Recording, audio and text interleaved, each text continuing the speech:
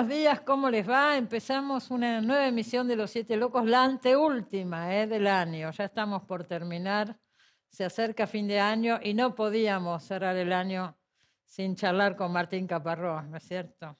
Martín Caparrós está en España, así que vamos a charlar con él durante todo el programa por Zoom. No es lo mismo, pero es lo que se puede hacer.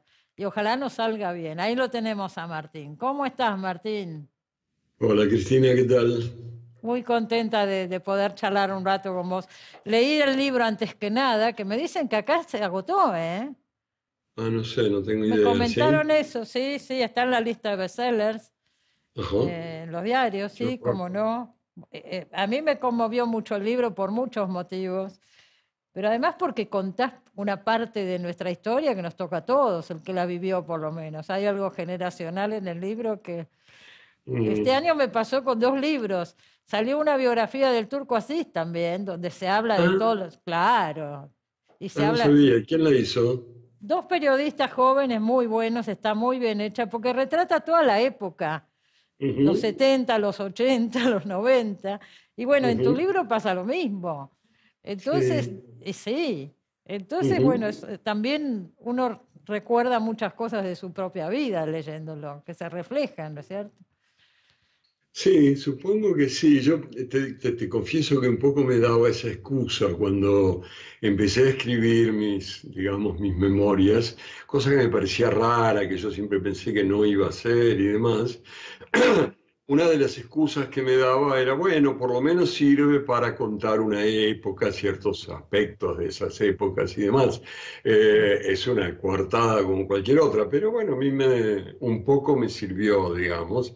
Y, y por otro lado, yo tampoco lo escribí pensando que lo iba a publicar. La verdad que lo escribí porque, bueno, porque, como sabés, me diagnosticaron una enfermedad jodida y tenía ganas de revisar un poco, de volver a recorrer mi vida, pero no tenía nada claro que eso fuera para publicar. Quería, bueno, escribirlo porque es lo que hago con cualquier cosa que se me cruza, ¿no? Pero bueno, eso me permitió quizás escribir con más libertad, digo, el hecho de pensar que no era para que fuera visto, ¿no? ¿Cómo fue que dijiste, es un libro impúdico, dijiste por ahí?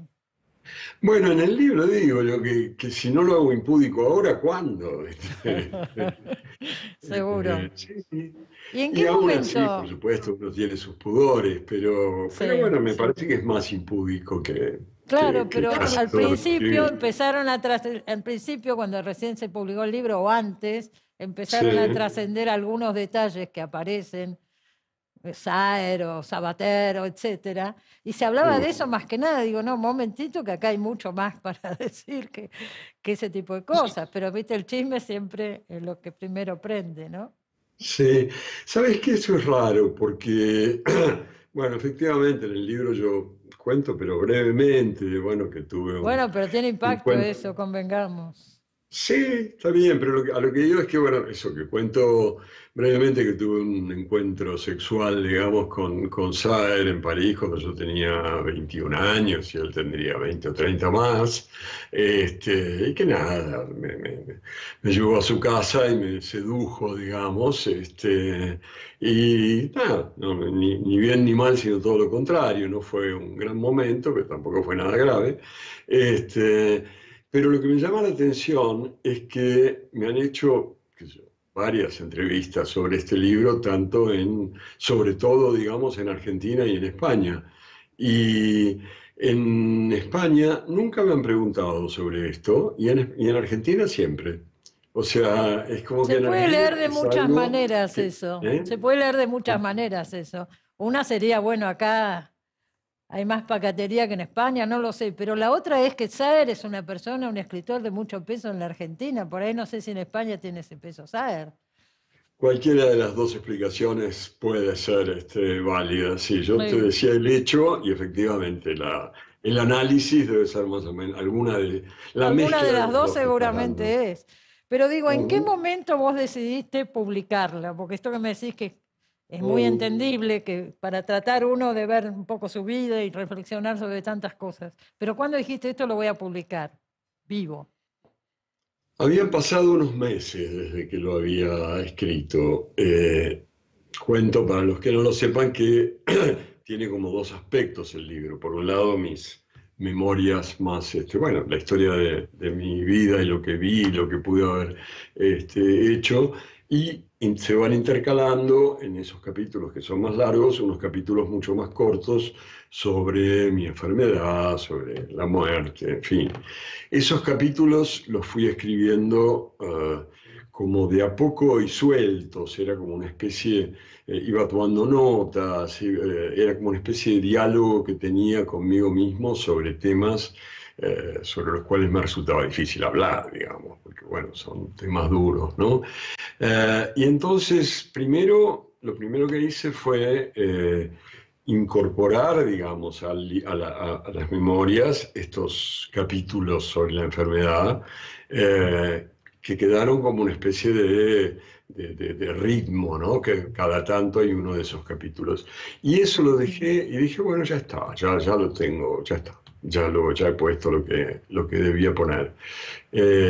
Y quedó como unos meses ahí esperando.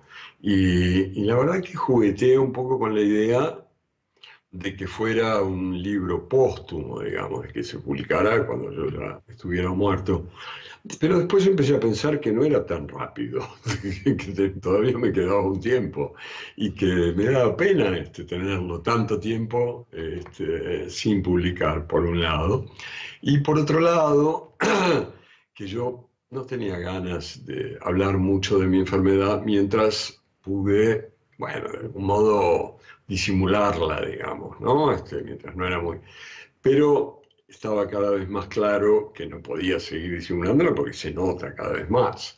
Y entonces ahí dije, bueno, ya si se nota y si voy a tener que hablar de esto, por lo menos puedo publicar el libro y que ya quede Seguro. claro, nada, mis ideas sobre esto, ¿no? Pero además con más razón pensando que vas a seguir y seguir escribiendo libros. Acá estuvo hace Mm, poquito Miguel Rep y contó el que están haciendo juntos sobre José sí, Hernández, ¿no? El sí. autor del Martín Fierro. Sí, Ese va a estamos salir el año haciendo, que bueno, yo viene, ya mi creo. parte la terminé, a Miguel le falta un poquito, que es que la vida de José Hernández, pero contada por Martín Fierro, en plan un poco de revancha o de venganza, y en versos gauchescos iguales a los del Martín Fierro. Yo me divertí como loco escribiendo Me eso, y ahora imagino. Miguel está haciendo unos dibujos increíbles. ¿Eh? Sí, él está muy comprometido con eso, muy contento con ese proyecto, ¿no? Eso va a Ujú, salir el sí. año que viene, ese libro, supongo, el año que viene. Mira, creo que sí, creo que saldría en, qué sé yo, los primeros meses del año que viene, pero no me dijeron exactamente, pero creo que Bueno, sí. pero supongo que sí, digo. Ya Mm, escribiste, yo me acuerdo, estuviste acá en el programa, escribiste sobre Sarmiento, sobre Echeverría. sí, Esto exacto. completa un Fue por poco eso que ese se me libro. ocurrió lo de José Hernández, porque venía con el Echeverría, el Sarmiento, y por este mito del tríptico, de la trilogía, dije, bueno, podría completar, ¿no? Pero además no se Y sabe mucho de José Hernández. no, se sabe poco, pero se sabe poco porque tampoco fue muy entretenida su vida, la verdad. Entonces, cuando empecé No había a tanto leer para sobre contar. él, cuando Fue. empecé a leer sobre él, dije, uy, otra novela parecida a las dos anteriores sobre este hombre, la verdad que me pareció aburrido, me aburrió la idea. Y lo dejé, y después un día se me ocurrió esto de escribirlo en verso gauchesco, digamos, y que el autor fuera Martín Fierro, y ahí sí ya me gustó, y volví, me metí, la pasé bomba, como dicen acá. Y tenés otros libros que estás preparando, leí por Mm. ahí. Tenés varios Sí, proyectos. sí, tengo, qué sé yo, tengo como 6 o 7 por ahí Seis sin o publicar, siete. terminados. ¿Eh? 6 o 7, Sí, digo. sí.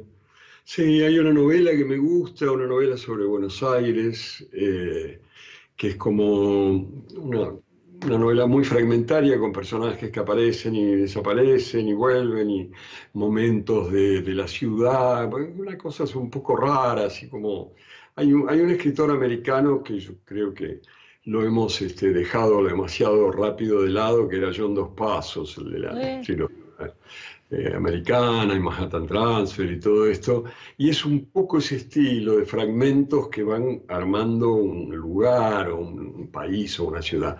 Y tengo eso, una novela, no sé cómo se llama, antes siempre se llamó Bue, por Buenos Bueno, Aires, pero últimamente se llamaba más Azar Acecha. No sé cuál de los dos va a ¿Cómo se quedarse. llamaba? Azar Acecha, Azar Acecha. Azar acecha. Bueno, ya lo Eh, veremos todo eso. Ahora, este libro, el de tus memorias, ah, gran parte, pero gran parte, está dedicada a tu infancia, adolescencia, a los primeros años. Hay sí, muchísimo, ¿no? Y uno se entera de cosas insólitas. ¿Qué tuviste de maestra jardinera a Norma Rostito, por ejemplo? Eso no se sí. puede, no se puede creer.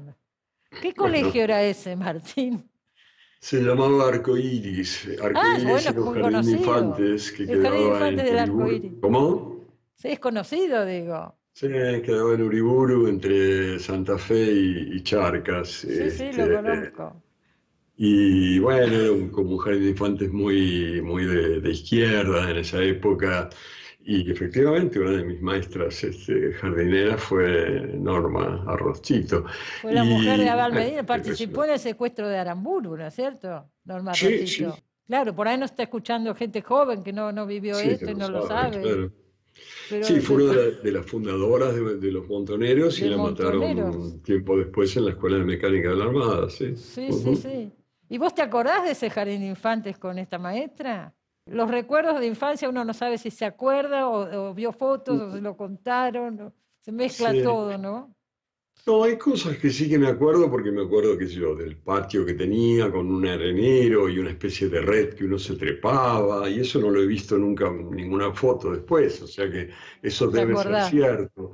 Y creo que teníamos una tortuga, pero tampoco, qué sé yo, no lo sé. Pero es cierto lo que decís que en el libro proporcionalmente los, qué sé yo, 20 primeros años ocupan más espacio que los otros 45. Este, en algún momento pensé si estaba bien eso, digamos, si no me había como confundido, equivocado en las proporciones, ¿no? Pero, qué sé yo, me dije que bueno, que finalmente uno es aquel que construye en los primeros 20 años y que después vas haciendo retoques y cositas, pero que la base de lo que sos es lo que Está ahí, armaste ¿no? en esa época, ¿no? Y que entonces, bueno, tenía sentido que esa época ocupara más espacio que otras, sobre todo que además era una época muy fuerte de la Argentina, porque fueron qué sé yo, la segunda mitad de los 60, la primera mitad de los 70, toda la movida aquella, el golpe de Estado, etcétera, etcétera, ¿no? Es lo que decíamos al principio, se mezcla mucho con la historia del país. Si tenés un Ujú. padre que te lleva en España a visitar a Perón, te abre la puerta López Rega, te sirve el café con leche López Rega. Entonces Sí. uno dice, es una vida novelesca. Sí, eso fue raro. Digo. Sí, me pasó escribiendo el libro esto que de alguna manera vos estás diciendo, que es que al ir reconstruyendo, al ir recordando, me encontré con más cosas raras que las que pensaba, digamos. Yo no tengo ninguna conciencia de haber vivido una vida rara, Pero pero pasaron estas bueno, al ir cosas. juntando el material dije, ¿qué cosa? ¿Eh? Tu padre en ese momento, tu padre era, no sé si era peronista, pero estaba cercano al peronismo desde la izquierda, por ahí.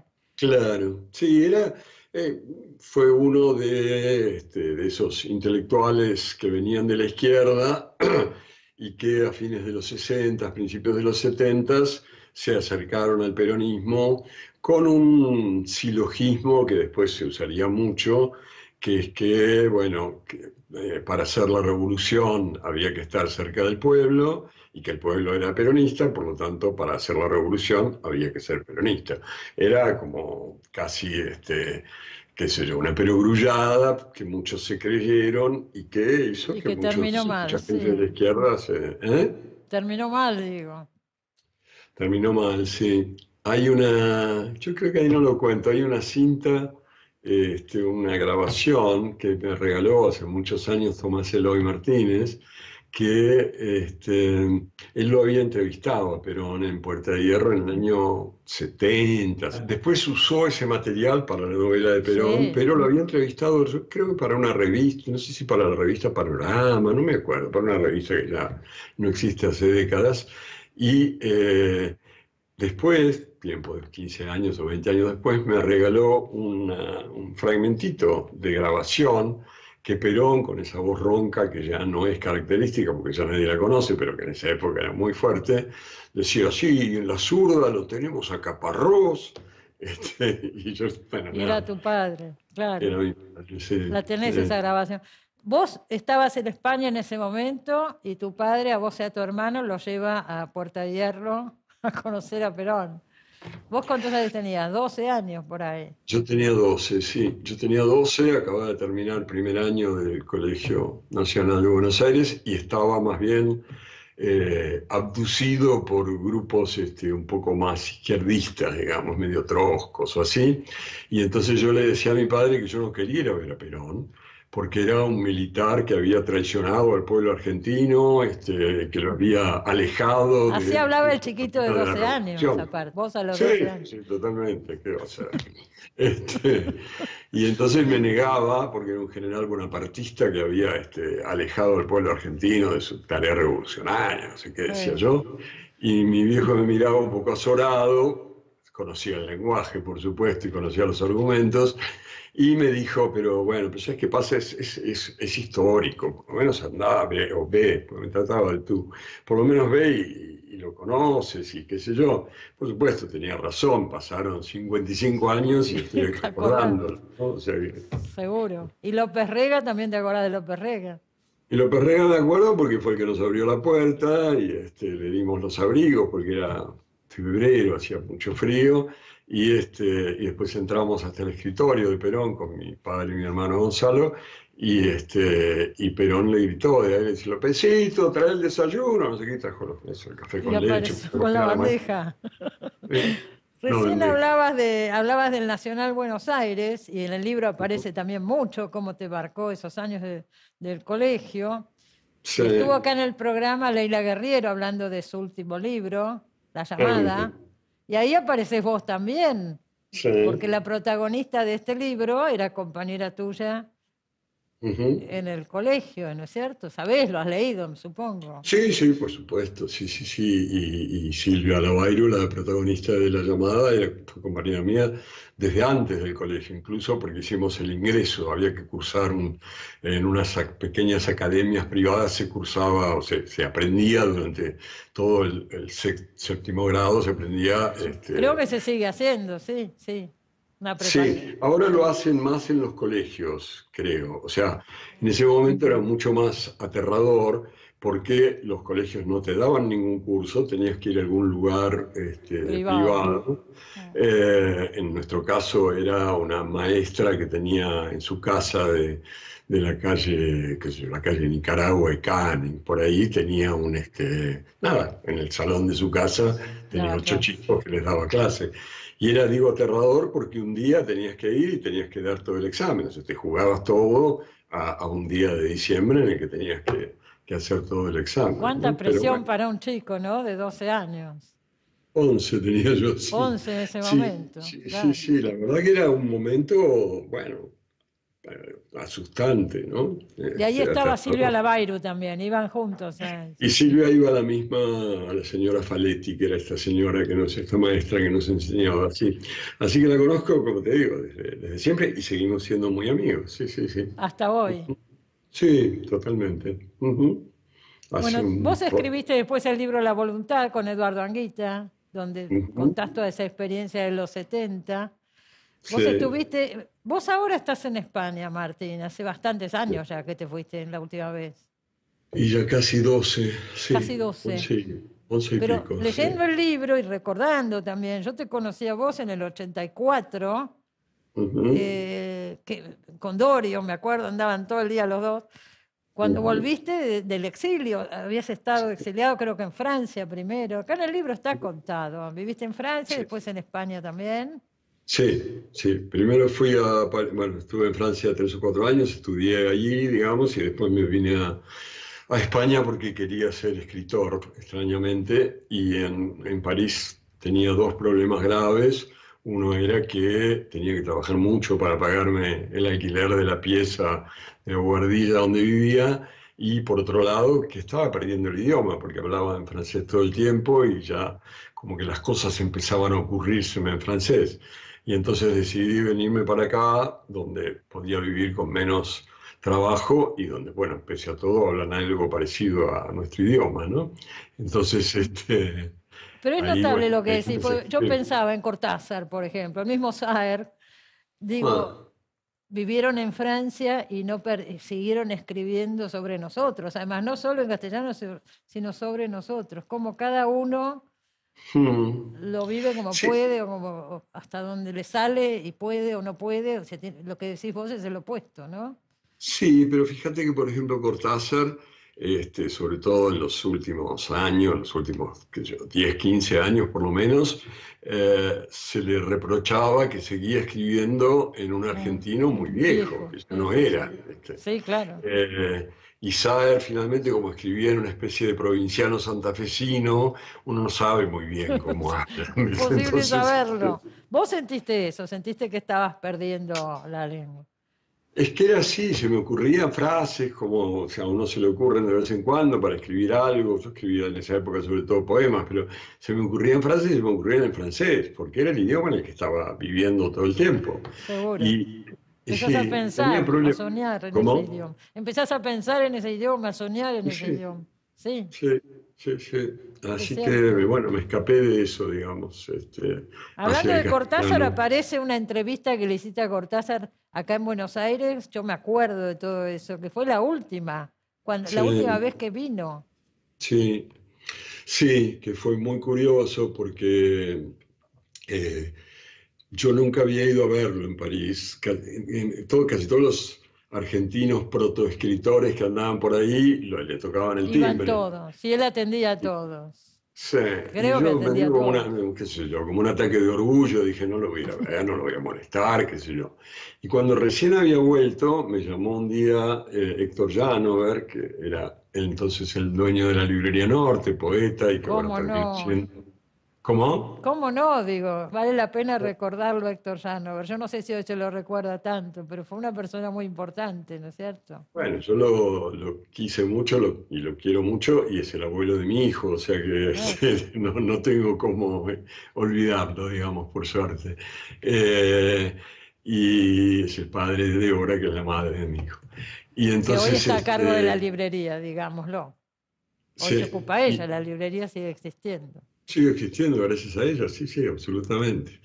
Y entonces un día me llama Tito Llanover y me dice, mira, mañana va a venir Cortázar a mi librería porque él le había reeditado, había hecho una edición conjunta con Mario Mushnik en España, que era una editorial fuerte, de ese libro que estaba sacando en ese momento Cortázar, que se llamaba Los autonautas de la cosmopista, que era un viaje, el relato de un viaje que él había hecho con Carol Dunlop, con su última esposa, por unas autopistas francesas, qué sé yo. Era una especie Sí. de cronopios y cosas por el estilo, ¿no? Y me dice, va a venir mañana a la librería, ¿por qué no te venís y quizás le podés hacer una entrevista? Y también le interesaba que yo lo entrevistara porque quería promocionar el libro que acababa de publicar y además porque me tenía cariño. Y entonces fui y estaba Cortázar, efectivamente, y le pregunté si le podía hacer una entrevista, yo no lo conocía, y él me dijo que sí, un poco por deferencia a Janover, y yo le dije, bueno, ¿cuándo podés? ¿Mañana? ¿Pasado? ¿Cuándo será? Dice, no, no, ahora. Y no, ¿cómo ahora? No podemos, no puede ser entre 2 días, entre 3 días, no, no, no, no, puede ser ahora. Yo no había preparado nada, pues yo no había ido a entrevistarlo y me agarró una especie de pánico, ¿viste? Pero bueno, yo siempre digo que es la peor entrevista que hice en mi vida porque no había preparado. Por suerte él estaba generoso y habló mucho rato y qué sé yo. Y lo raro de eso, de ese día, es que él nos dijo que había venido a Buenos Aires a despedirse de su madre. Eran los primeros días de diciembre del 83, muy poco antes de que asumiera Alfonsín la presidencia. Y nos dijo que había venido a despedirse de su madre. Él era un hombre de 70 años, uno decía, claro, sí, la madre debe tener 95, qué sé yo, se estará despidiendo. Se murió 2 meses después y ahí nos dimos cuenta de que en realidad se estaba despidiendo de su madre porque él se iba a morir, no porque ella, ¿no? Y eso fue muy impresionante. Fue muy impresionante. Todos recordamos ese momento, pero la única entrevista que quedó de ese periodo fue la tuya. Sí, Por lo que fuera, sí, pero sí. así fue, ¿no? Sí, sí, creo que fue la única que dio, porque no, qué sé yo, no debía tener muchas ganas. Este, Martín, todo esto surgió a raíz de que estás viviendo en España ujú, y te vas a quedar en España, obviamente. Y digo, ujú. ¿cómo se vive eso, todo lo que está pasando desde allá, ¿no es cierto? No estás en tu lugar. ¿Influye en algo? ¿Cómo es? Bueno, yo por supuesto sigo muy de cerca todo lo que pasa en la Argentina, porque de todas maneras, por más que vivo acá, nada, sigo siendo argentino y mi hijo y mi madre siguen viviendo en Argentina y tengo muchos amigos y qué sé yo, o sea que mi ajenidad es relativa, digamos. No estoy en la Argentina físicamente, pero tengo un contacto fuerte y sin embargo, en los últimos, bueno, en este último año, digamos, tengo una especie de perplejidad constante con respecto a la Argentina. Yo, de verdad, cuando fueron las elecciones del año pasado, mi sensación más fuerte era, me cambiaron el país. Quiero decir, este no es el país que yo creía que era, ¿no? Ujú. Digo, que no, yo no creía que la Argentina era un país donde 15 millones de personas podían votar a un desquiciado energúmeno como el que ahora nos gobierna, ¿no? Entonces, cuando fue evidente que sí, dije, qué raro, qué es lo que yo no sé sobre la Argentina, qué es lo que no entendí, qué es lo que no me di cuenta, ¿no?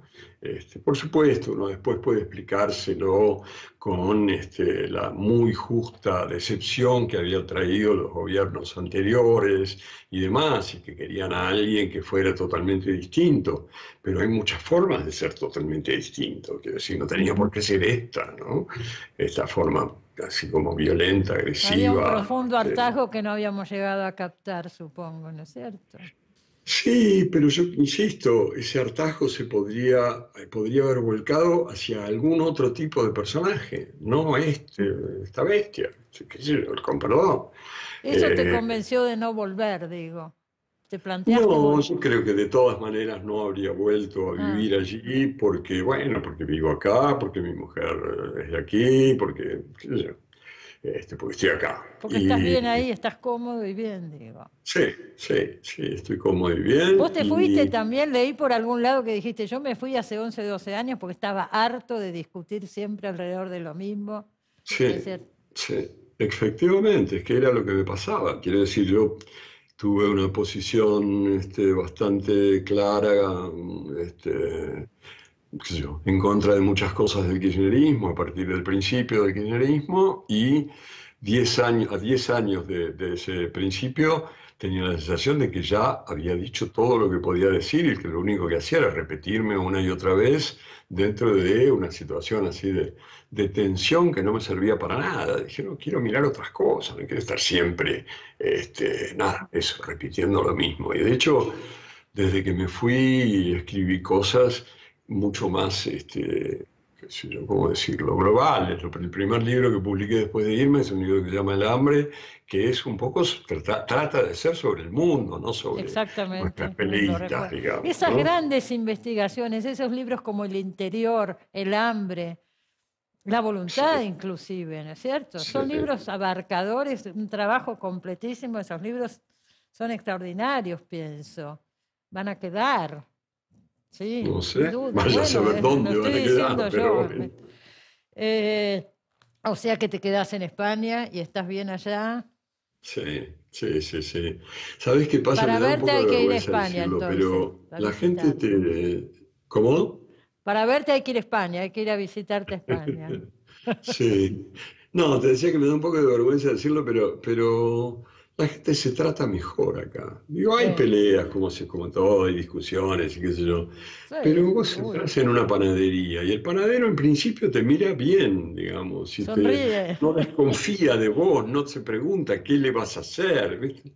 Parece una estupidez, pero No, te cambia bastante la vida, ¿no? Es sin una duda. lástima. Es Acá una me están lástima. haciendo señas que se acabó el tiempo. Lo siento mucho porque esta charla podría haber seguido mucho más, pero hasta acá llegamos. La Bueno, espero próxima, verte Cristina, pronto. Hay que ir hay que ir a España a visitar a Martín Caparrós. Es la cuando forma. quieras. Beso Dale. grande y gracias por esta nota. Gracias, Martín. Chao, besos. Hasta Chao, hasta otra. luego. Bueno, se terminó el programa, nos vamos. Nos vemos el sábado que viene, nos queda todavía un programa para despedir el año. Nos vemos. Gracias por acompañarnos. Chao.